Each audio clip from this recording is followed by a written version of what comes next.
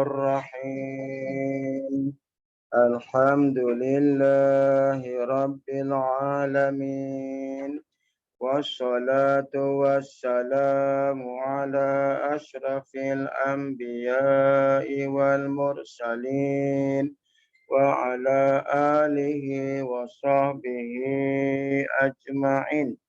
قال رب اشرح لنا صدرنا ويسر لنا أمورنا واحلل عقدة من لساننا يفقه قولنا.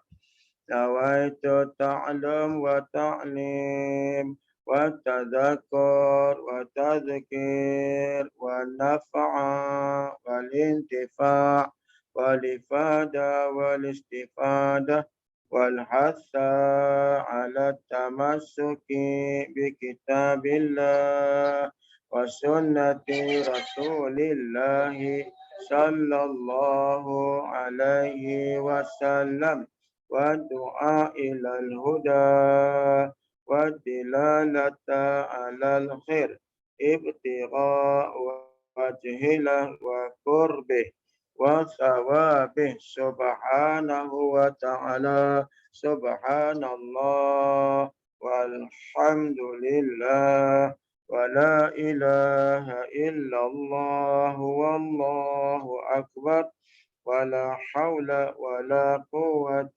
إلا بالله العلي العظيم.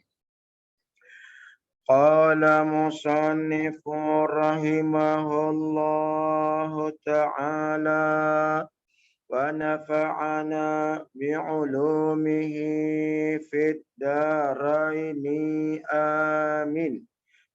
Kata dia, bermula permulaan barang yang wajib pada syarak atas tiap-tiap mukallaf, iaitu orang yang akil lagi baligh, sama ada laki-laki atau perempuan itu, bahawa mengenal ia akan Allah Ta'ala.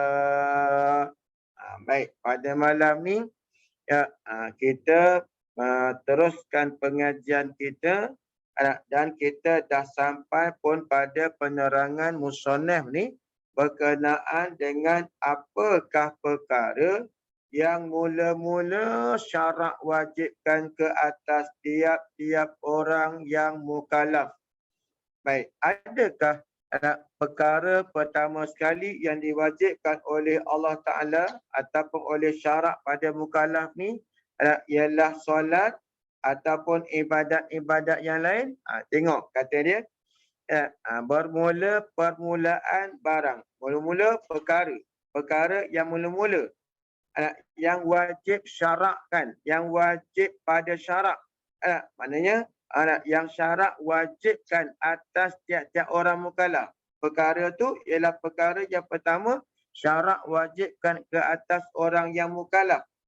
Mukallaf tu siapa? Iaitu orang yang akil lagi baligh, orang yang berakal dan orang yang sampai umur. Tak kira asalkan dia baligh, laki-laki ataupun perempuan, ataupun yang menukar jantina. Semua tu syarak wajibkan apa? Mula-mula sekali, iaitulah mengenal ia akan Allah Ta'ala. Jadi faham kitanya, perkara yang mula-mula syarak wajibkan atas mukallaf tu ialah mengenal Allah Ta'ala. Kalau kita nak terbalikkan, mengenal Allah Ta'ala itulah perkara yang mula-mula sekali Allah Ta'ala wajibkan ke atas mukallaf, iaitu orang yang sampai umur dan ada akal. Jadi mana kalau orang yang mukallaf dah sampai umur, dah ada akal, tapi masih lagi tidak mengenal Tuhan, maka hukumnya dia berdosa. Bahkan ada ulama kata, dia belum lagi masuk di dalam agama. beragama dengan Islam tu ialah sebab dia keturunan mak dia Islam, bapa dia Islam, maka dia lahir, maka membawa lah Islam tu daripada ayah mak dia. Tapi dah masuk ke belum? Belum. Pasal apa kata belum? Sebab awal sekali yang syarat wajib tu ialah mengenal Allah Ta'ala. Baik. Jadi kan, yang masuk tadi kata belum masuk pada agama tu, maknanya kan, kalau dia beribadat sekalipun, bila dia tak kenal Tuhan, maka hukumnya ibadat dia tertolak dan tidak diterima. Mana nasnya? Mana dalilnya? Perkataan ulama kata. Siapa kata ni? Imam Ghazali kata dan ulama-ulama lain kata. Dia kata la tasihul ibadah illa ba'da ma'rifatil ma'bud. Ataupun ada perkataan lain dia kata la tasihul ibadah illa ma'rifatil ma'bud. Tidak sah ibadat. Tidak sah dengan makna la yataqabbalullah. Tidak menerima oleh Allah Ta'ala al-ibadah. Akan ibadat tu illa melainkan ba'da ma'rifatil ma'bud. Selepas daripada nak mengenal Tuhan. Lepas mengenal Tuhan tu, barulah ibadat kita diterima. Ataupun sebelum kita mengenal Allah, maka ibadat kita tu la tasihu. La tasihu dengan makna la yataqabbalu. Ia tidak menerima oleh Allah Ta'ala akan ibadat tanpa mengenal Tuhan. Baik. Jadi benda ni benda berat lah. Benda besar lah ni. Bukan benda kecil. Benda besar. Maksud benda besar tu ialah benda yang paling penting sekali dalam agama kita ni. Itulah ilmu akidah, ilmu tauhid. Baik, tengok ya. Okay, kemudian kata dia, mengenal ia akan Allah Ta'ala. Arti mengenal tu, nak mengetahui akan segala hukum sifatnya dan segala hukum ketuhanannya dan mengetahuikan segala yang membawa kepada mengetahui demikian itu. Jadi ada 3 perkara dalam ni. Yang dikatakan mengenal tu apa dia? Bila kita kata kita ni mengenal. Okey. Mengenal tu apa yang ada nak kata kenal Tuhan tu? Ialah nak mengetahui akan segala hukum sifatnya, hukum sifat Allah. Jadi hukum sifat Allah ni dia terbahagi kepada 3. Mana dia? Yang pertama, wujubul wajibat, istihalatul mustahilat dan jawazul jaizat. Mana apa wujubul wajibat tu? Wajib segala sifat yang wajib bagi dia, yakni bagi Allah. Jadi kita mengetahui setiap sifat yang wajib bagi Allah Subhanahu Wa Taala. Yang kedua, kita mengetahui sifat yang mustahil atas Allah Ta'ala. Dan yang ketiga, kita mengetahui sifat yang harus bagi Allah Ta'ala. Itu yang pertama. Bila kata makna mengenal tu, itulah dia. Yang pertama. Dan yang kedua, dan segala hukum ketuhanannya. Hukum ketuhanan itulah yang dikatakan istighna an kulli ma siwa waftiqaru kullu ma ada ilaihi. Itu hukum ketuhanan. Maksudnya rububiyah, uluhiyah dan rububiyah tu. Kita ahli sunnah wal jamaah ni uluhiyah dan rububiyah tu kita tidak asing-asingkan.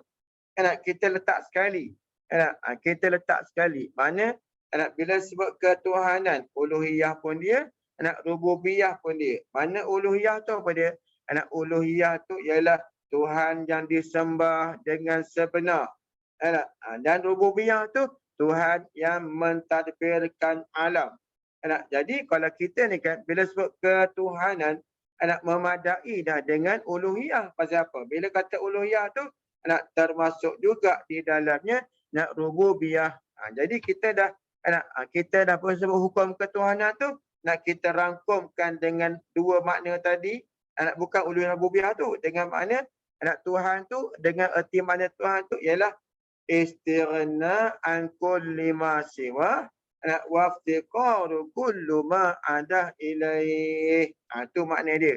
Iaitu anak mana Tuhan tu terkaya daripada tiap-tiap sesuatu dan berhajat tiap-tiap sesuatu nak kepadanya.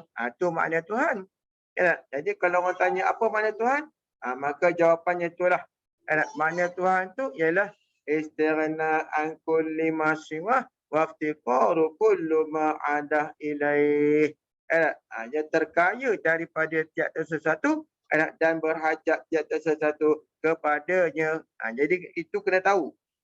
Ada sifat-sifat rububiyah apa ni, ada istighna, ada sifat-sifat dia. Iftiqar pun ada sifat-sifat dia. Yang nak jadikan Allah Ta'ala tu istighna, apa sifatnya? Yang nak jadikan Allah Ta'ala tu iftiqar, apa sifatnya? Mesti kena ada macam tu. Mesti kena tahu. Dan mengetahuikan segala yang membawa kepada mengetahuikan demikian itu, mengetahui segala hukum sifat dan mengetahui hukum ketuhanan. Jadi di sini dengan apa? Dengan belajar ataupun dengan nak tafakur. Dia masalah mengenal Tuhan tu kan. Ada yang dapat mengenal Tuhan tu dengan mempelajari ilmu tauhid ni. Dan ada juga orang yang dapat mengenal Allah Ta'ala tu dengan bertafakur, dengan berfikir. Tapi zaman kita ni kan adalah satu zaman yang saya rasakan bukan seperti zaman-zaman ulama-ulama kita yang terdahulu. Ulama kita yang terdahulu ataupun orang-orang yang zaman dulu, zaman salaf dulu ni, mereka suasana mereka tu bersih. Jadi mereka dapat mengenal Tuhan kita tu dengan akal, dengan fikiran, ataupun dengan bertafakur. Sebab suasana mereka tu bersih. Tapi zaman kita ni, bertafakur atau berfikir tu pun belum tentu kecuali dengan ada orang yang tunjukkan jalannya, kaedahnya, barulah kita boleh menggunakan akal. Okey. Baik, jadi di sini mengetahuikan segala yang membawa kepada yang demikian itu. Mengetahuikan demikian itu, demikian mana? Nak demikian mengetahui segala hukum sifat dan mengetahui segala hukum ketuhanan. Baik. Dan daripada segala barang yang bergantung dengan Rasul. Macam tu juga. Jadi, bila kata mengenal tu bukan hanya mengenal Tuhan. Bukan saja mengenal Allah Subhanahu Wa Taala, bahkan mengenal Rasul juga adalah wajib. Macam tu. Sebab tu dia kata dan segala barang yang bergantung dengan Rasul. Jadi barang yang bergantung Rasul tu termasuklah sifat yang wajib bagi Rasul, sifat yang mustahil atas Rasul dan sifat yang harus bagi Rasul. Itu wajib tu. Maka tiada dikehendaki, bukanlah makna mengenal Tuhan tu. Maka tiada dikehendaki dengan mengenal Allah Ta'ala tu, mengetahui hakikat zatnya, zat Allah Subhanahu Wa Ta'ala. Jadi bukan makna mengenal Tuhan tu dengan mengenal hakikat zat. Pasal apa? Kerana kata dia, kerana tiada dapat mengetahui oleh yang baharu. Macam kita ni baharu, manusia tu baharu. Dia bukan qadim, dia tu makhluk baharulah. Tidak dapat segala yang baharu ni nak mengetahuikan hakikat yang qadim. Tu dia tak? Kerana tiada dapat mengetahui oleh yang baharu tu akan hakikat yang qadim. Jadi tak dapat nak kenal. Tak dapat nak tahu siapa pun. Asalkan dia tu baharu saja, maka tak dapatlah dia nak mengetahui hakikat zat yang sebenar-benarnya. Tak dapat.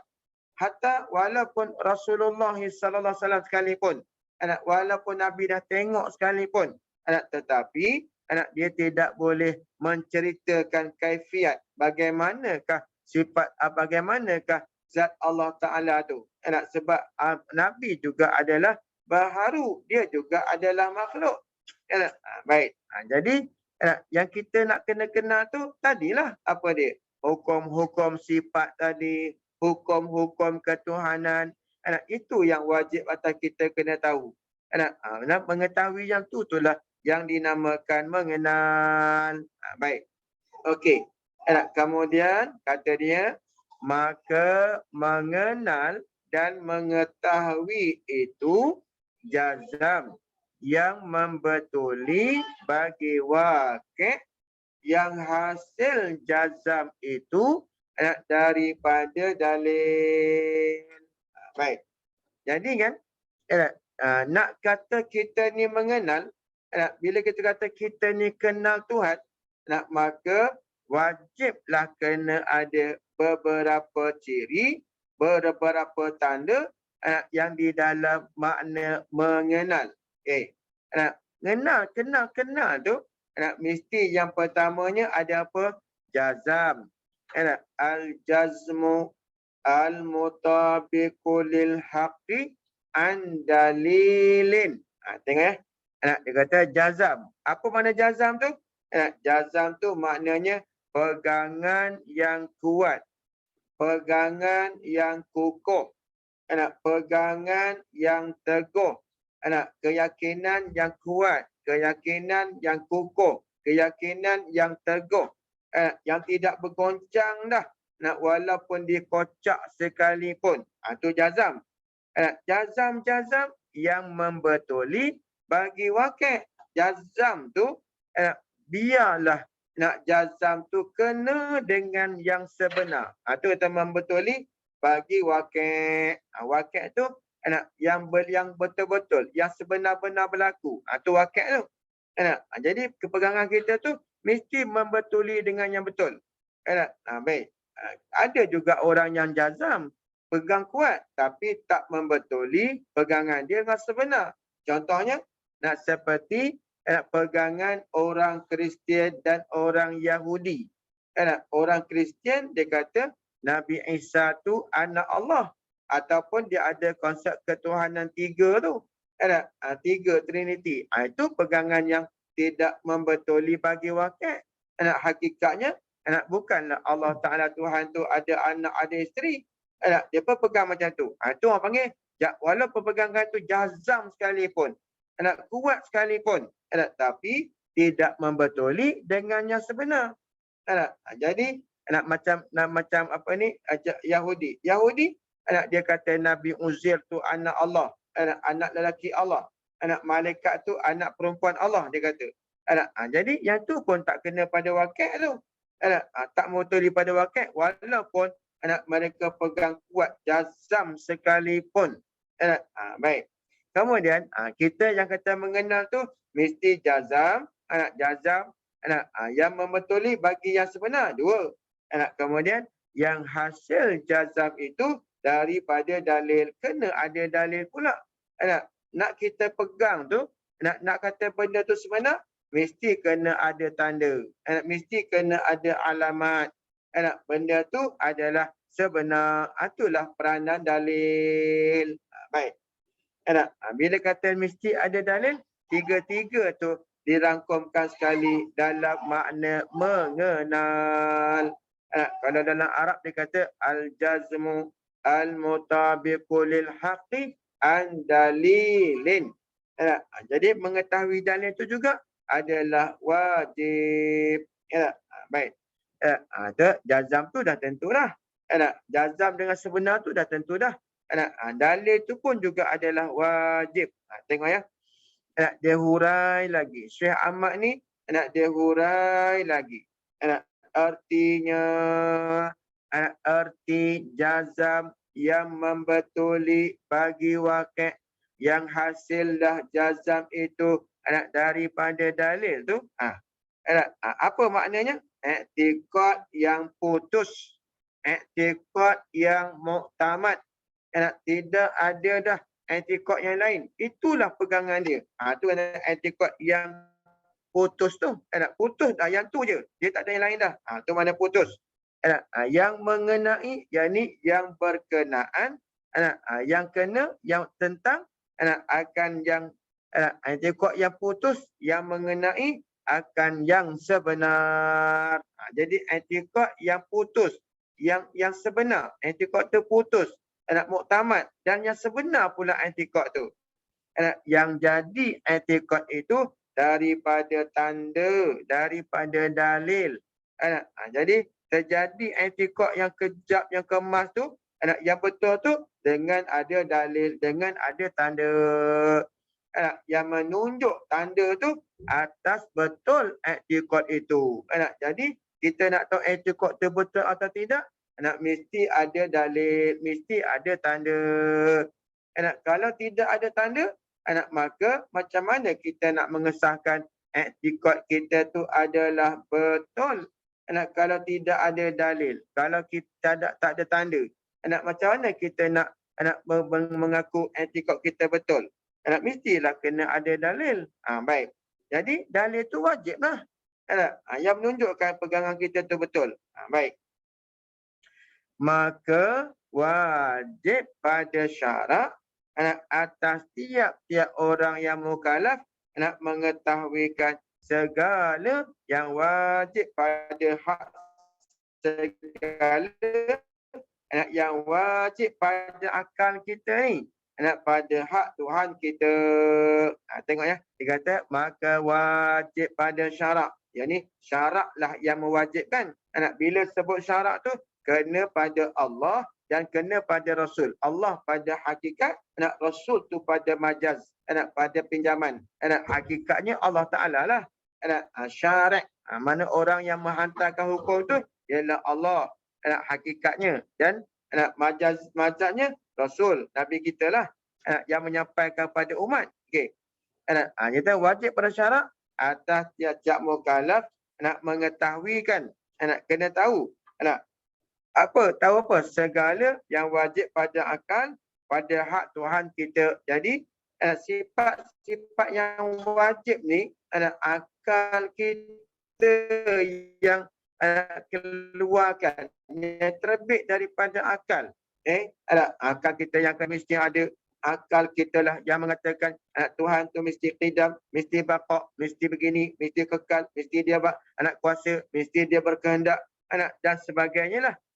Jadi tiap-tiap perkara yang akal dah hukum tu, maka syarak mengatakan wajib kita kena tahu satu persatu. Fahamnya? Kalau ada yang tak tahu hukum ni, maka dihukumkan berdosa. Dosa lah. Sebab syarak kata wajib. Baik. Segala yang wajib pada akal, pada hak Tuhan kita Jalla wa Azza, dan barang yang mustahil. Jadi sifat yang mustahil atau Allah. Sifat yang mustahil ni kan bukan ada pun pada Allah Ta'ala tu. Tapi kenapa juga kita wajib juga tahu? Padahalnya sifat yang mustahil tu bukan ada pada Tuhan pun. Bukan ada pada Allah Ta'ala pun. Mustahil pada akal. Yang ni perkara yang tidak boleh ada pada Tuhan tu. Tak boleh sabit ada Tuhan tu. Kenapa wajib juga? Ni saya pernah tanya pada guru saya lah. Kenapa sifat yang mustahil ni wajib juga tahu? Maka guru saya kata, kalau kita tak tahu yang mustahil, maka macam mana kita nak tahu yang wajib? Umpama dia kata, kalau kayu yang lurus, maka kita kena tahulah kayu yang bengkok. Kalau kita tak tahu kayu yang bengkok, macam mana kita nak tahu kayu tu lurus atau bengkok? Jadi macam itulah. Macam itulah apa ni Baba jawab. Tuan guru saya jawab macam itulah. Jadi sebab itulah wajib juga kita mengetahui yang mustahil. Baik, kemudian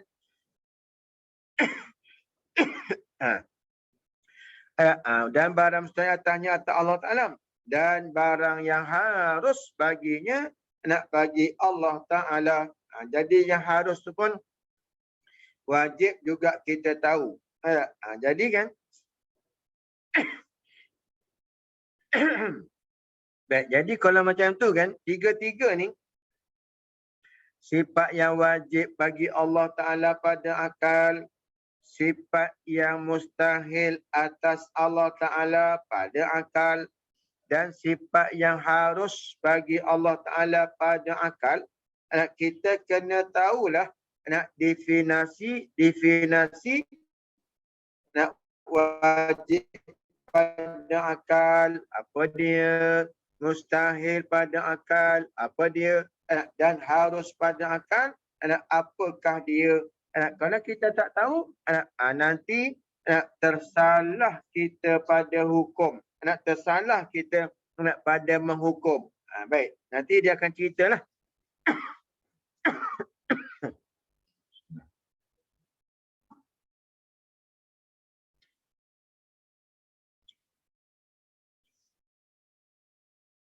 Baik, tengok ya. Dan demikian wajib atasnya, atas mukallaf juga ni, nak mengetahui kan barang yang wajib pada hak segala Rasul alaihimus salatu wassalam, dan barang yang mustahil atas mereka itu, dan barang yang harus bagi mereka itu. Jadi bagi Rasul pun macam tu juga. Kalau pada Allah Ta'ala tiga-tiga tu wajib kita tahu. Sifat yang wajib bagi Allah, sifat yang mustahil atas Allah, dan sifat yang harus bagi Allah. Wajib kita tahu. Maka macam itulah juga kita wajib tahu sifat yang wajib bagi Rasul, berapa perkara. Sifat yang mustahil atas Rasul, berapa perkara. Dan sifat yang harus bagi Rasul, berapa perkara. Jadi itu semua adalah perkara yang syarak wajibkan. Baik, tengok. Okey, kemudian kata dia, dan arti wajib pada syarak. Apa makna wajib pada syarak? Wajib pada syarak tu barang, perkara yang diberi pahala atas mengerjakan dia, dan diseksa atas meninggalkan dia. Jadi kalau dalam yang Arab dia kata ma yusabu ala fi'lihi wa yu'aqabu ala tarkihi. Itu dia kata dalam Arab. Barang yang dapat pahala ataupun diberi pahala atas yang melakukannya ataupun yang mengerjakannya, dan diseksa atas yang meninggalkannya. Itu mana wajib pada syarak. Baik. Kemudian itu wajib pada syarak, dan diseksa atau meninggalkannya. Mana contohnya? Yang kata wajib pada syarak tu seperti dia bagi contoh, mengetahui dengan ada Allah Ta'ala. Jadi mengetahui dengan ada Allah Ta'ala tu wajib pada syarak. Dengan maknanya maka diberi pahala atas yang mengetahui itu, ataupun dengan yang mengenal atau mengetahui dengan ada Allah Ta'ala tu dapat pahala lah. Dapat pahala atas yang mengetahui dengan ada Allah Ta'ala tu. Dapat pahala lah. Dan diseksa atas ketiadaan mengetahui dengan ada Allah. Jadi maknanya kalau ada orang mukallaf dia tak tahu Allah Ta'ala tu ada ke tidak, maka hukumnya berdosa. Ini dosa ni, dosa kecil ke dosa besar ni? Ini dosa besar ni, bukan dosa kecil. Pasal apa kata bukan dosa kecil? Sebab bersangkut dengan Tuhan. Bersangkut dengan akidah. Bersangkut dengan benda yang keyakinan. Baik. Jadi wajiblah atas tiap mukallaf kena mengetahui tu. Baik, tengok ya. Okey. Itu definisi wajib pada syarak. Baik, dia mulalah nak menghurai pada kita apakah makna wajib pada akal. Tengok baik-baik. Dia bagi contoh tu pun nak kena fikir ni. Dan arti wajib pada akal itu, makna wajib pada akal tu apa? Okey. Wajib pada akal tu mana dia? Barang, perkara yang tiada tasawur pada akal. Yang tiada terupa pada akal. Itu mana tasawur. Tiada terupa pada akal. Tiada nampak pada akal. Tiada tergambar pada akal. Itu wajib pada akal tu. Perkara yang tidak tergambar pada akal. Tidak terupa pada akal ketiadaannya. Ketiadaannya. Baik. Jadi mana wajib pada akal tu, akal kita tak nampak. Yang kata benda wajib tu tiada. Yang kata benda wajib tu mesti sabit, mesti berlaku, mesti ada. Yang tak nampak pada akal tu ketiadaannya. Tidak ada, tak ada benda yang wajib ni kan, tak boleh terima pada akal kita. Yang kita terimanya wajib pada akal ni mesti benda tu boleh berlaku, mesti benda tu mesti berlaku. Mesti sabit, mesti sungguh. Nanti dia bagi contoh bagi kita nampak. Okey. Seperti mengambil lapang bagi jirim. Maksud mengambil lapang bagi jirim tu ialah memenuhi ruang bagi jirim. Memenuhi ruang bagi jirim. Benda yang berketul. Itu mana jirim tu? Benda yang berketul. Benda yang bersusun daripada jisim-jisim. Itu mana jirim tu? Jirim tu benda yang mengambil lapang, benda yang berketul. Jadi kan wajib akal kita fikir wajib benda ni mengambil lapang. Wajib, hukumnya adalah wajib. Mengambil lapang tu hukumnya adalah wajib. Mesti. Tak terima pada akal kita kan, benda yang berketul ni kan, tak mengambil lapang, kita tak boleh terima. Mesti bertempat, mesti ada tempat, mesti mana ruang. Itu kata benda yang wajib pada akal tu. Itu contoh dia bagi. Pasal apa? Pasal apa dia bagi contoh ni, Syekh Ahmad ni bagi contoh ni? Kerana dalam tauhid ni kan, bicara jirim, bicara jisim tu tak lepas. Mesti bicara yang tu, mesti kena kenal yang tu dulu. Baru kita boleh masuk mengenal Tuhan kita tu. Jadi mengambil lapang tu mana bertempat lah. Bila kesut jirim tu, dia wajib bertempat. Dia mesti bertempat. Tu mana wajib pada akal. Baik. Okey. Kalau dalam Arab dia kata wajib pada akal tu ialah ma la yutasawwaru fil aqli adamuhu. Perkara yang tak terima pada akal ketiadaannya. Tiada ni tu kita tak boleh terima. Yang kita terimanya mesti ada, mesti sabit, mesti sungguh. Itu wajib pada akal. Dan mustahil pada akal tu pula lawannya tadi lah. Lawan bagi wajib pada akal tu. Mustahil pada akal tu barang yang tiada tasawur pada akal adanya. Jadi kan mustahil pada akal ni benda yang akal tak tergambar pada akal. Ada benda mustahil tu, sabit mustahil tu. Mana yang akal terima apa? Yang akal terimanya ialah benda yang mustahil ni tentu tak ada, tentu tak boleh ada. Tentu tak boleh sabit. Tengok, dia bagi misal apa? Seperti sunyi jirim daripada gerak dan diam. Maksud sunyi jirim tu ialah jirim tu bergerak pun tidak, diam pun tidak, diam pun tidak. Jirim tu benda lah, benda-benda kan. Diam pun tidak, bergerak pun tidak. Itu mustahil tu. Tak boleh terima pada akal. Pasal apa? Setiap benda ni mesti wa imma dia bergerak ataupun wa imma dia diam. Kalau dia diam, gerak tiada. Kalau dia bergerak, diam tiada. Itu mesti. Kalau ada benda yang bergerak pun tidak, diam pun tidak, yang itu akal kita tak boleh terima. Akal kita tak boleh terima macam tu. Yang akal terimanya, bila sebut jirim tu, dia mesti bergerak ataupun dia mesti diam. Salah satu lah, bukan serentak tau. Kalau serentak tu memang dah mustahil lah. Ini berasingan ni mana tidak digerak, tidak diam ni mustahil. Tak terima pada akal kita tu. Jadi kalau dalam Arab dia kata yang mustahil pada akal ni apa makna dia? Ma la yutasawwaru fil aqli wujuduhu.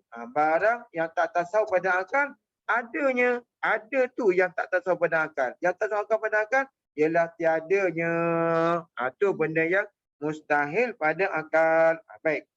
Dan yang harus itu, harus pada akal tu apa dia? Barang yang sah pada akal adanya dan tiadanya. Ma yasihu fil akli wujuduhu wa adamu. Barang yang sah pada akal tu adanya dan tiadanya. Jadi benda harus tu ialah benda yang boleh jadi ada, boleh jadi tiada, boleh jadi ada, boleh jadi tiada. Itu dinamakan apa dia? Dinamakan harus pada akal. Seperti contohnya, gerak jirim dan diamnya. Itu harus tu. Jirim nak gerak, harus. Jirim nak diam, harus. Boleh. Terima pada akal kita, jirim ni nak gerak pun boleh, nak diam pun boleh. Jadi terima kedua-dua lah. Tapi bukan dalam masa serentak tau. Bukan dalam masa yang sama. Kalau gerak jirim dan diam jirim tu dalam masa yang sama, yang tu tak boleh terima. Pasal apa tak boleh terima? Sebab gerak tu lain daripada diam. Bukan benda yang sama. Tak boleh berhimpun. Gerak tu lain, diam tu lain. Bukan boleh berhimpun. Sebab dua-dua tu dinamakan benda yang berlawanan. Gerak tu lain daripada diam. Diam tu berlawanan dengan gerak. Gerak tu berlawanan dengan diam. Lain-lain lah. Jadi tak boleh berhimpun. Kalau berhimpun, mustahil. Yang harus ni ialah terima gerak, terima diam dalam masa bergilir ganti. Bukan masa yang sama. Baik. Okey. Jadi kan, wajib pada akal, mustahil pada akal dan harus pada akal. Benda ni jangan dilupakan. Definisi dia jangan lupa. Pasal apa? Sebab ke depan nanti ni kita banyak menggunakan ni lah. Wajib pada akal apa dia, mustahil pada akal apa dia dan harus pada akal tu apa dia. Baik, itu banyak kita guna tu. Okey. Nanti apa ni ke depan nanti ni kalau tak faham yang tu nanti ada masalah pula ke depan nak memahamkan tu. Baik. Jadi kena ingatlah. Kita teruskan lagi ya. Dan wajib pula macam wajib yang terdahululah. Wajib pula atas mukallaf. Dulu kan dia kata apa? Wajib atas tiap-tiap mukallaf tu mengetahuikan hukum ketuhanan. Baik. Ni yang ni pula dia kata dan wajib atas tiap-tiap mukallaf. Kaedah kita nak tahu wajib tu wajib akal ke atau wajib syarak? Kaedah dia dengan apa? Dengan nak kita tengok ayat. Cuba tengok ya. Dan wajib pula atas mukallaf. Tengok ya. Kalau lepas perkataan wajib ada perkataan atas, itu tanda wajib pada syarak. Kalau lepas wajib ada perkataan bagi, maka itu dinamakan wajib pada akal. Jadi kena boleh bezalah. Sebab wajib ni bukan syarak je. Ada wajib pada akal, ada wajib pada adat dan ada wajib pada syarak. Jadi kita tengoklah macam mana kaedah dia. Okey, dan wajib pula atas mukallaf. Ini wajib syarak ni. Pasal apa kata wajib syarak? Sebab ada kalimah atas. Okey. Wajib pada syarak atas mukallaf ni sebagai wujub aini. Sebagai wajib yang fardu ain. Wajib fardu ain ni kan tertentu pada semua yang mukallaf. Asalkan dia mukallaf sampai umur ada akal, maka wajib ain, fardu ain atas dia. Bukan wajib atas kelompok-kelompok manusia, tak. Semua sekali. Anak itu kata wajib aini tu. Anak wajib fardu ain atas tiap-tiap mukallaf ni mengetahuikan dalil atas tiap-tiap sesuatu daripada yang wajib dan daripada yang mustahil dan daripada yang jaiz, yakni yang harus. Jadi kan tiap-tiap satu yang kita pegang tu wajib Allah Ta'ala ada. Maka mesti kena ada dalil. Mana dalil nak mengatakan Allah Ta'ala tu ada? Mesti ada dalil. Ataupun anak kita kata wajib Allah Ta'ala tu kudrat. Wajib Allah tu kuasa. Baik. Mesti kena ada tanda yang mengatakan Allah Ta'ala tu berkuasa atau bersifat dengan sifat berkuasa atau kudrat ni. Wajib. Kena cari dalil. Kalau yang mustahil pun macam tu juga. Mustahil Allah Ta'ala tu lemah. Maka kena ada dalil. Kena ada tanda dia. Yang kita pegang Tuhan tu mesti tak lemah. Ataupun Tuhan tu tak ada lemah. Mana dalil dia? Macam tu juga dengan harus. Sifat yang harus bagi Allah. Harus Allah Ta'ala nak memasukkan orang jahat dalam syurga. Orang baik dalam neraka. Harus. Mana tanda dia? Mana dalil dia? Tiap tiga-tiga akidah ni mesti kena ada dalil. Macam tu juga dengan Rasul ni. Wajib juga kena ada dalil. Contohnya, kita kata Nabi tu bersifat dengan sidik. Mana dalilnya? Tidak bersifat dengan bodoh tu. Mana dalilnya? Mesti kena ada dalil. Kalau tidak ada dalil, apa jadi? Tengok. Katanya wajib fardu ain mengetahui dalil atas tiap-tiap sesuatu daripada yang wajib dan yang mustahil dan yang harus. Apa sebab wajib ni? Tengok. Kalau tidak ada dalil, apa jadi? Supaya tiada jadi ia mukallaf tu yang tidak berdalil tu muqallidun, muqallid. Jadi kalau dia tidak ada dalil, maka dinamakan akidah dia tu akidah muqallid. Akidah muqallid. Muqallid tu apa makna muqallid tu? Iaitu muqallid tu orang yang jazam, yakni orang yang kuat pegangan. Pegang ia dengan perkataan orang lain dengan ketiadaan mengetahui dalilnya. Jadi orang yang muqallid ni memang dia jazam, memang dia kuat pegang, tapi pegangan dia tu pegang dengan perkataan orang. Contohnya macam mana? Kita kata, Mat, contohnya, Mat, kamu tahu tak Allah Ta'ala tu ada? Tahu? Kamu pegang ke Allah tak ada? Ya, pegang. Mana tanda? Mana dalil? Ustaz tu cakap. Ataupun kata, ayah aku suruh cakap. Atau mak aku suruh kata macam tu. Maka tuan-tuan, orang macam tu nak dinamakan dia muqallid. Bukan dinamakan orang yang yang dikatakan mengenal. Tak dinamakan dia tu orang yang ma'rifah. Tak dinamakan dia tu orang yang arif. Bukan orang yang arif.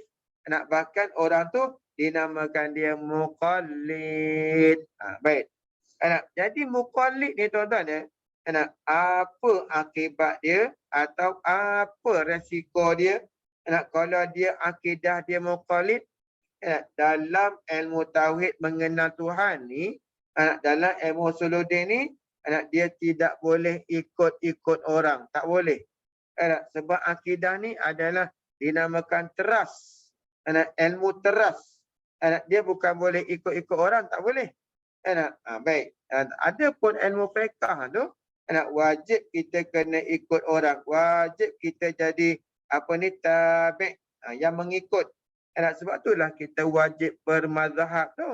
Sebab apa? Sebab kita ni orang yang bukan orang yang mujtahid. Kita ni tabi'. Kalau orang mujtahid tu tak apalah. Orang tu orang ikut dia. Kita ni mengikut orang sebab kita bukan orang yang mujtahid. Kita ni orang yang tabi', ikut orang. Kita ni orang yang ikut-ikut orang. Baik. Jadi kalau dalam akidah ni ikut-ikut cakap orang tapi tidak ada tak tahu dalil, tak tahu nas, apa jadi? Baik. Bahaya ni, bahaya. Mungkin ramai di kalangan orang Islam yang macam ni jadi muqallid ni. Tengok ya. Dan telah bersalah-salahan ulama pada kufur muqallid itu dan ketiadaan kufurnya. Jadi kan orang yang muqallid ni kan dia khilaf ulama berlaku percanggahan pendapat ulama tentang masalah kufur ke tidak orang yang muqallid ni. Ada ulama kata kufur, ada ulama kata tak. Ada ulama kata tak terpakai imannya, ada ulama kata terpakai imannya. Jadi dua-dua tu ada khilaf. Sebab tu lah guru saya kan, Bapa Haji Lah ni, Tuan Guru Haji Abdullah bin Haji Idris Al-Fatani ni, dia kata telah persalahan-salahan ulama yakni nisbah pada akhirat. Di dunia ulama tak khilaf. Pasal apa kata dia tak khilaf? Tetap orang tu Islam. Walaupun dia tidak ada dalil sekalipun, tak boleh kita kata dia kafir, tak boleh. Tu pada akhirat nantilah. Sebab tu kan tuan-tuan ya. Di akhirat nanti kan, kalau dalam masalah khilaf ni kan, contoh dalam masalah muqallid ni khilaf. Satu ulama kata, setengah golongan ulama dia kata kafir, yang dia tak terpakai iman. Dan yang kedua pula, dia kata tak kufur tapi berdosa besar. Baik. Di akhirat nanti kan tuan-tuan, di sisi Allah Taala lah, ulama ni dia ijtihad, dalam dunia dia ijtihad. Dengan nah dalil begitu begini dia bahas, itu ijtihad. Tapi walaupun ulama tu ijtihad sekalipun, bila khilaf ni, kita tahu tak di dunia nanti tu, di akhirat nanti tu, mana satukah kaul yang sebenar-benarnya betul. Macam contoh kan, apa ni Syekh Hussein tu, Syekh Hussein apa yang di Kelantan tu, Syekh Hussein yang pakar dalam hadis tu, dia kata gini, dia katakan hadis sahih tu, sebenarnya hakikatnya dia kata hadis sahih tu, mana ada orang tahu betul-betul hadis tu sahih. Dia kata apatah lagi zaman kita ni. Kalau zaman dulu mungkin ada lah, tapi zaman kita ni mana ada orang tu betul-betul tahu hadis tu sahih ataupun tidak. Jadi maknanya kan di akhirat nanti pun macam tu lah. Mana kita tahu mana satu mana satukah pandangan ulama tu yang betul. Jadi maknanya apa? Bahaya tak? Dua-dua bahaya tak? Bahaya. Apa bahayanya? Bahayanya kalaulah di akhirat nanti ni Allah Ta'ala kata yang betulnya, yang kata kufur, tak terpakai iman orang yang tidak ada dalil ni. Maka tuan-tuan, nanyalah orang yang tak mengaji tu, nanyalah orang yang tak belajar tu. Pasal apa? Kekal dalam api neraka. Sebab dia sama macam orang kafir dalam dunia, tuan-tuan sekalian.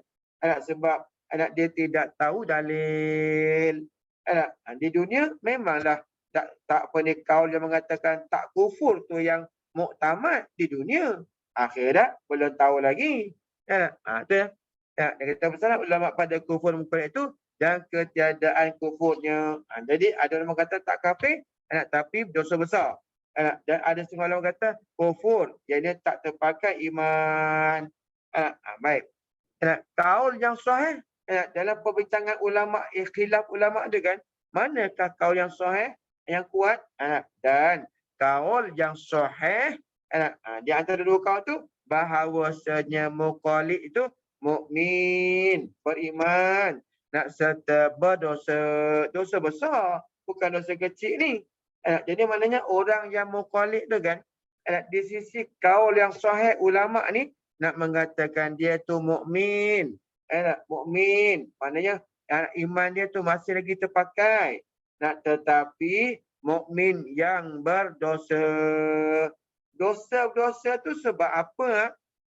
Dengan sebab meninggalkannya muqallid tu akan belajar dan fikir bicara. Bila kita belajar, tuan-tuan sekalian, kena fikir tak? Bila kita fikir, kita tu kena belajar tak? Mana maunya fikir tanpa ada pelajar? Tanpa pelajaran? Tak ada, tak boleh. Mesti tengah belajar tu kita fikir. Jadi macam mana nak kata ni tuan-tuan sekalian? Kalau orang tu meninggalkan belajar. Padahalnya kan dalam kitab ni lah juga mengatakan tuan-tuan, kalau orang yang tidak belajar tauhid ni kan, ilmu usuluddin ni kan, maka terbukalah pintu menjadi kufur seluas-luasnya. Ni satu benda yang sangat berbahaya. Satu benda yang sangat bahaya lah. Tu kata dalam kitab ni juga kata macam tu tuan-tuan. Dia tak peduli.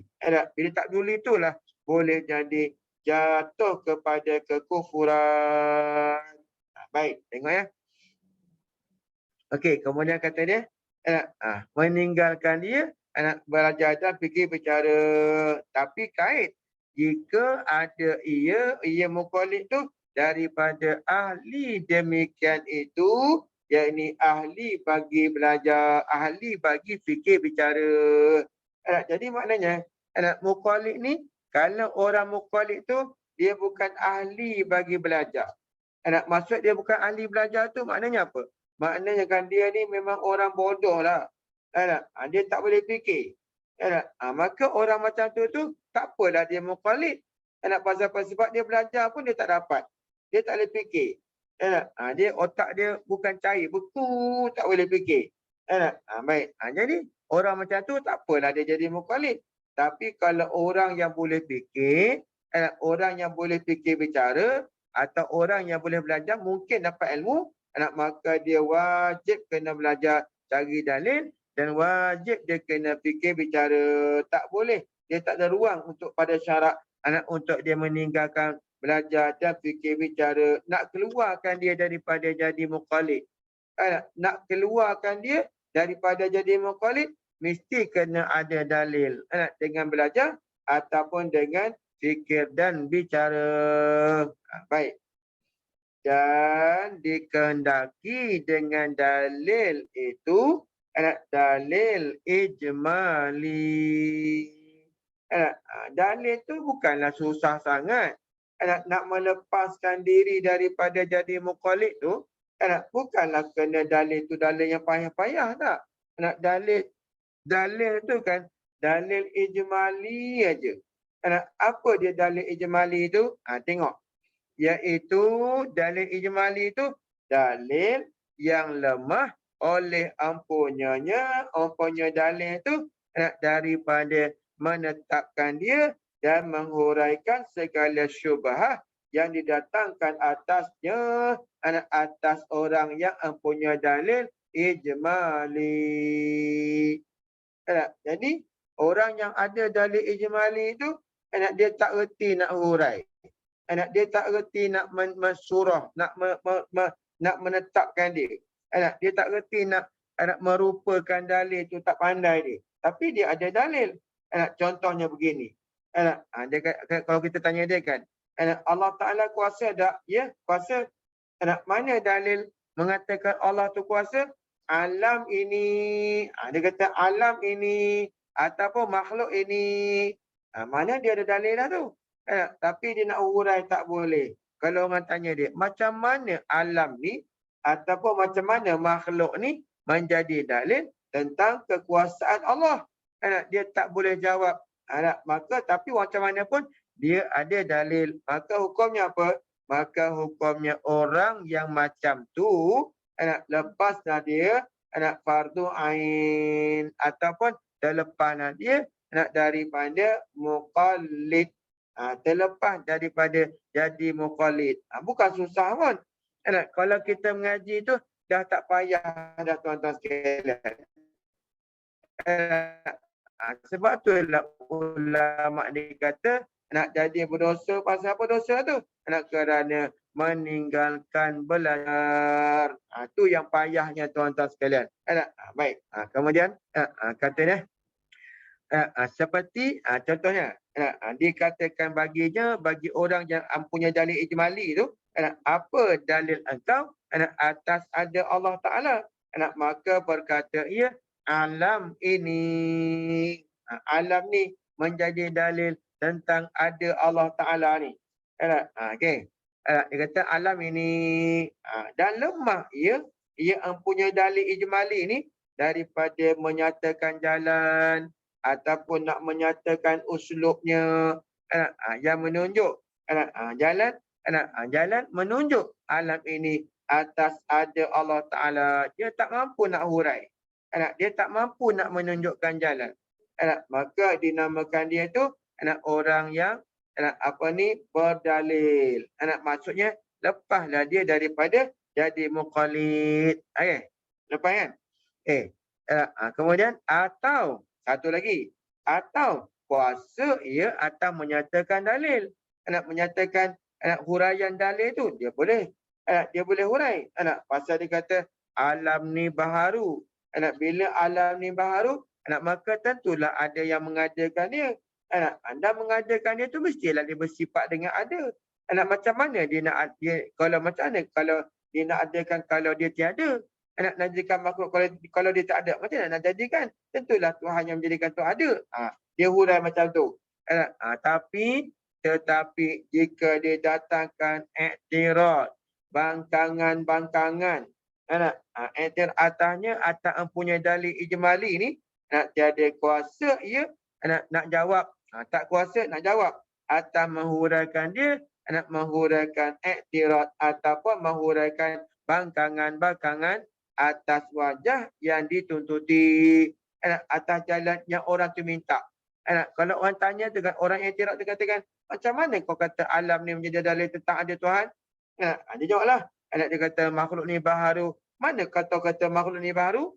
Mana tanda kata makhluk ni baharu? Dia lawan. Dia iktirad. Lepas tu kan, dia tak boleh jawab. Tapi dia ada dalil. Okey. Itu kata atas jalan ditututi tu. Macam mana kata alam ni, kau kata alam ni baharu? Mana tanda dia? Jadi, tu kata wajah yang dituntuti itu, apa yang soalan tu minta. Dia tak boleh jawab. Maka yang macam ni ada dalil tapi nak hurai tak boleh. Ataupun hurai boleh. Tapi kalau orang bangkang, dia tak boleh jawab. Maka orang yang macam ni keluarlah ia orang yang punya dalil ijmali ni. Keluar daripada taklid. Keluar daripada jadi muqallid. Bila keluar jadi muqallid tu, di akhirat nanti selamatlah dia. Kenapa selamatnya? Kerana orang tu dinamakan dia orang yang beriman. Okey. Tu kata taklid itu dengan mengetahuikan dalil yang ijmali ini. Cukuplah. Dengan dalil kata Allah Ta'ala tu ada dengan alam ini, cukuplah.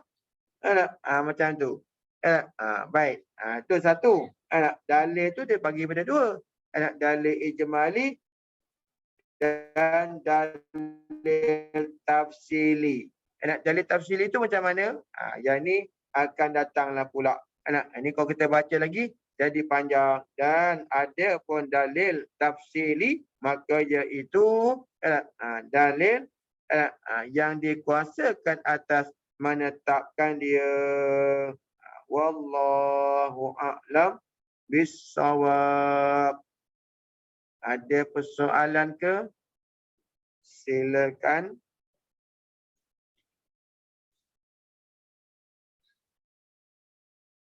Kalau ada soalan, silakan.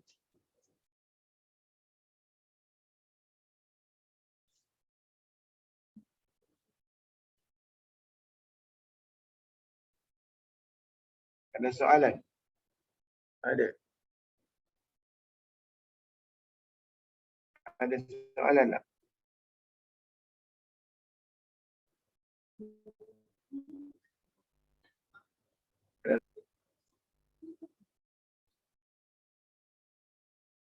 Ada.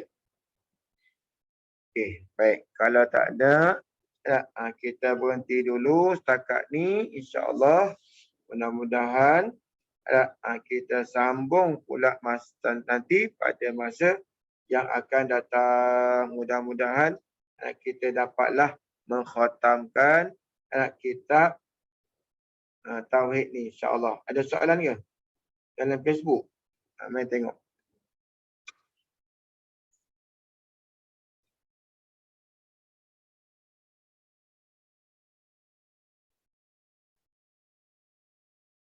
Ada soalan dalam ni bertanya, Cik Abdul bin Muhammad kata, Assalamualaikum Ustaz. Waalaikumsalam.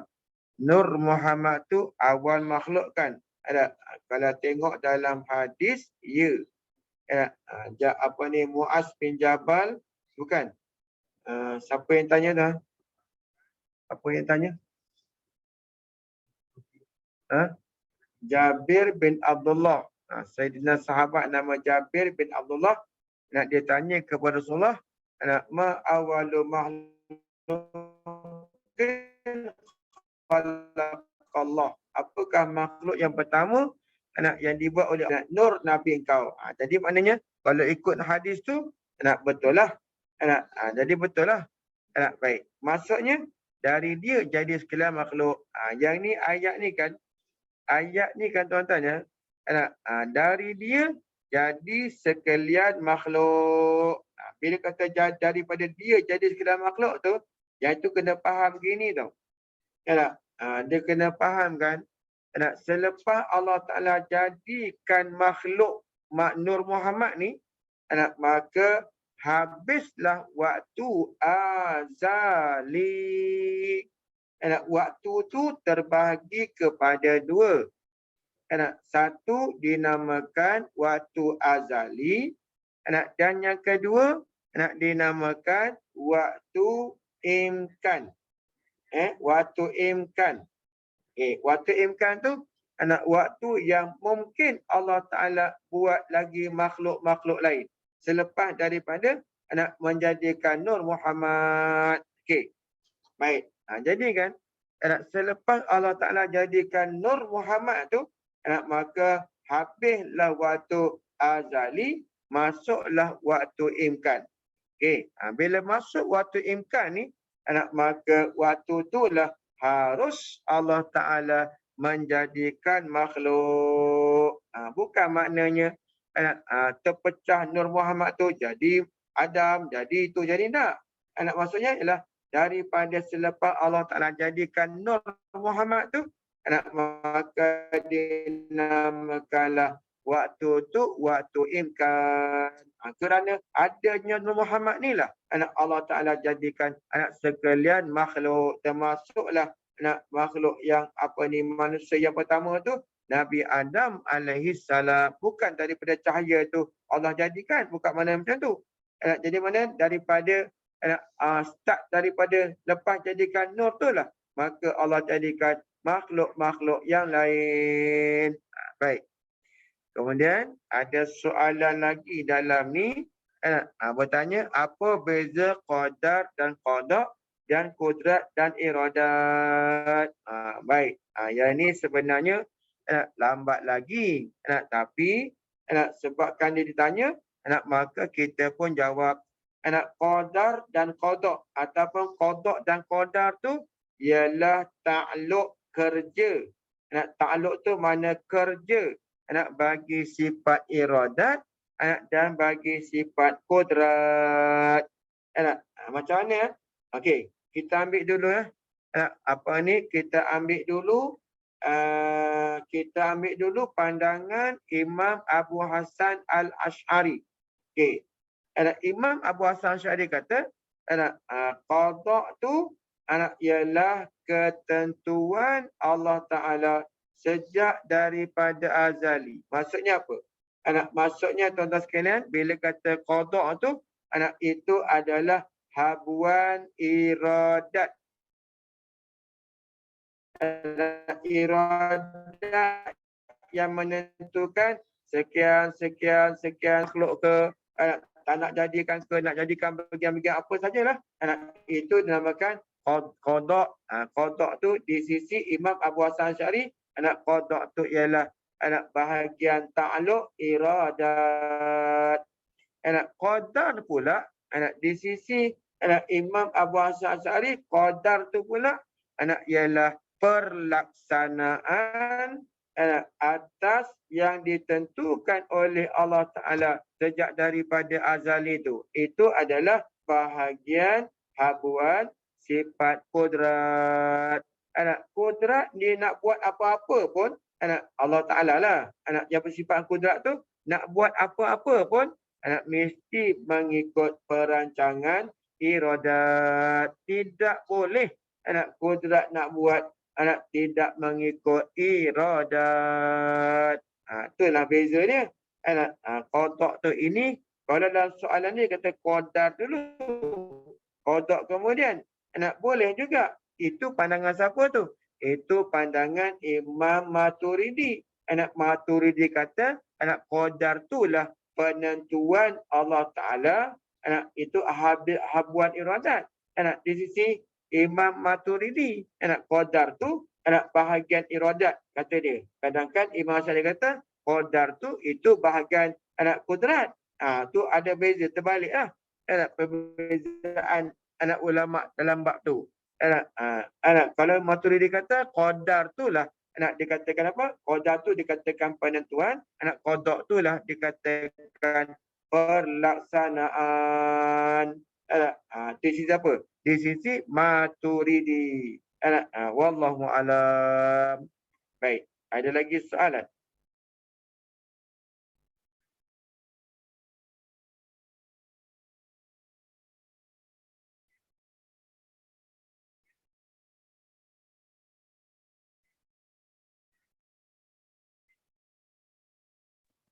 Assalamualaikum Ustaz. Waalaikumsalam warahmatullahi wabarakatuh. Ya, silakan. Saya. Ya. Allahumma salli. Macam mana keadaan orang yang dia tahu kewajipan untuk mengenal Tuhan, untuk kenal Allah, dan tapi dia tidak belajar secara bertalaqi lah kan. Dia cuma dengar daripada ceramah-ceramah macam tu kan. Dia tahu, dia faham kewajipan dia, dan dia belajar secara begitu je lah. Secara dengar daripada ceramah, kenal Tuhan daripada ceramah-ceramah semata-mata, tidak berkitab, tidak bertalaqi. Baik. Dan dia fahamlah, dan dia fahamlah, dan dia dapat kenal Tuhan dah dengan jalan tu. Okey, baik ya. Sekarang ni kan kita ambil konteks Malaysia. Kita ambil konteks Malaysia. Sama ada di Sabah Sarawak ataupun di Semenanjung Malaysia. Baik. Ada perbezaan. Ceramah dengan pengajian bertalaki dengan berkitab. Sejak umur saya macam ni lah, Cik Saifullah, sejak saya umur saya begini dalam ceramah ni kan, saya tak pernah nampak, tak pernah tengok ataupun tak pernah saya hadiri ceramah-ceramah yang dapat menghuraikan berkenaan dengan kenal Tuhan ni secara detail. Ada pun hanya sambil lalu bila terpijak. Maksudnya kan sambil lalu gitu.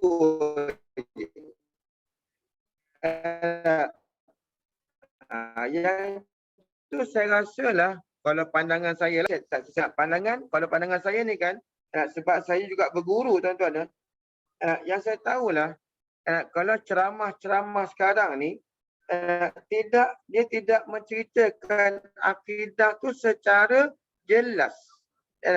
Hanya lalu gitu aja. Dan saya tak jumpa ada orang yang selesai fardu ain dia dalam ilmu tauhid ni dengan menghadiri ceramah-ceramah tanpa berkitab ataupun tanpa bertalaki. Saya tak jumpa lagi. Kalau ada, alhamdulillah lah. Kalau ada orang yang boleh kenal Allah Ta'ala dengan ceramah-ceramah yang mungkin sebulan sekali ya, ataupun ceramah-ceramah yang ada dalam YouTube dan sebagainya, yang tu terpulanglah, mungkin ada lah, tapi pada pandangan saya setakat ni saya tak nampak lagi ada orang yang selesai fardu ain dia hanya dengan ceramah. Buktinya apa? Buktinya tuan-tuan, ada orang yang dah dengar ceramah ni berpuluh tahun dah. Tapi bila kita tanya makna Tuhan pun dia tak boleh jawab. Macam tadilah di masjid tadi tuan-tuan, di masjid tadi tanya makna Tuhan pun tak boleh jawab. Sedangkan umur tu ada yang dah 50 lebih, ada yang 60 lebih, dan di masjid tu pula hari-hari juga apa makna Tuhan. Bahkan tadi masa saya turun daripada masjid tadi ni, lepas mesyak tu ada satu cikgu datang jumpa saya, Ustaz.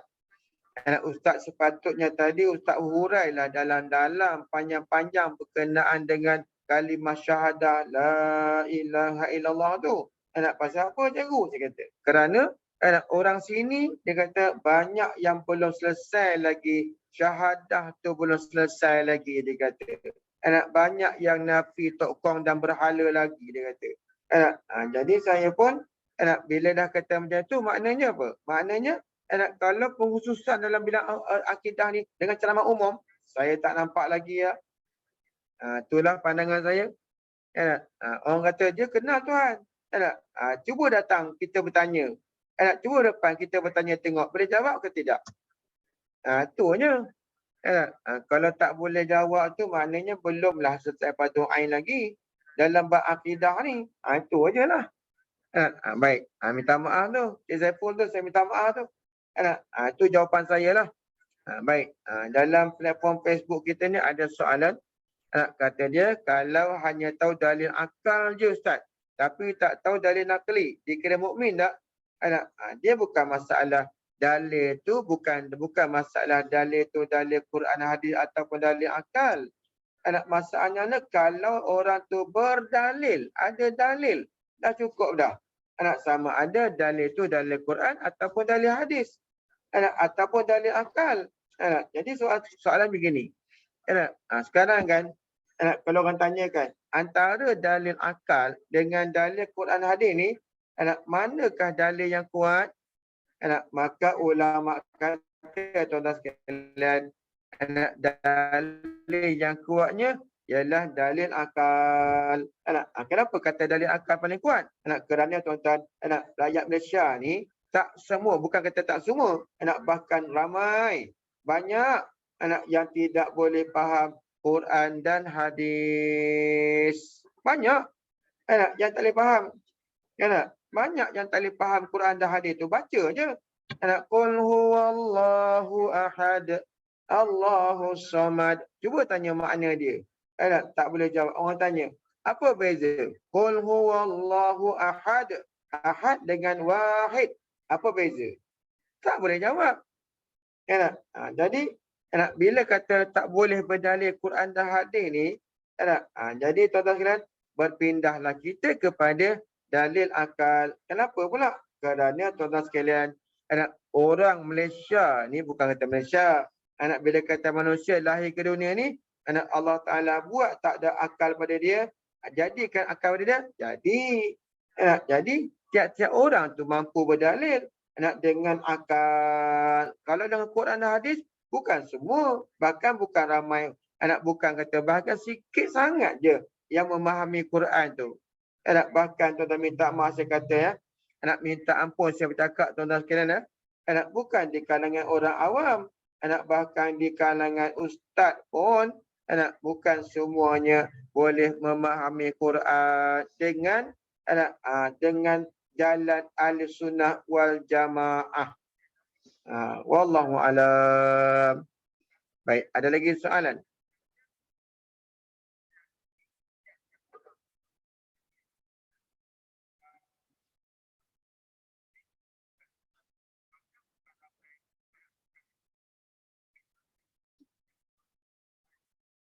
Tak ada. Baik. Kalau tak ada dah soalan ni, maka kita pun nak berhentilah setakat ni, insya-Allah.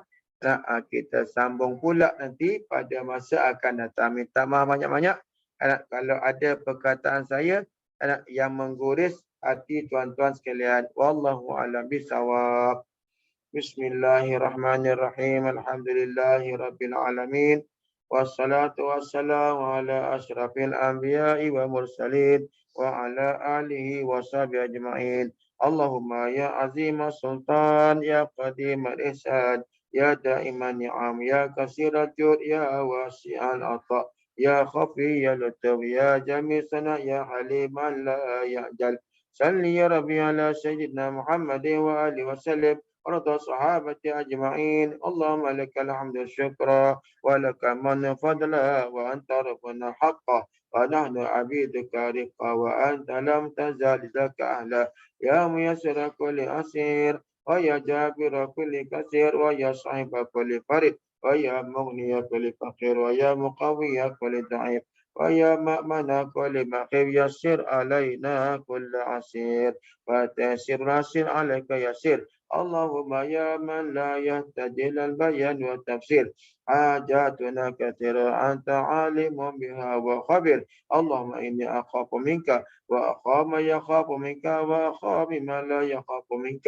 اللهم بحق سيدنا محمد أهرسنا بعينك التي لا تنام وكنفنا بكنفك الذي لا يرام وارحمنا بقدرتك علينا فلا نلقى ثقتنا ورجاؤنا. اللهم إنا نسألك زيادة في الدين وبركة في العمر وسعة في الجسد وسعة في الرزق وتوبة قبل الموت وشهادة عند الموت ومغفرة بعد الموت وعفوا عند الحساب وآمانا من العذاب ونصيبا من الجنة وارزقنا نظر إلى وجهك الكريم. وصلى الله على سيدنا محمد وعلى آله وصحبه وسلم والحمد لله رب العالمين.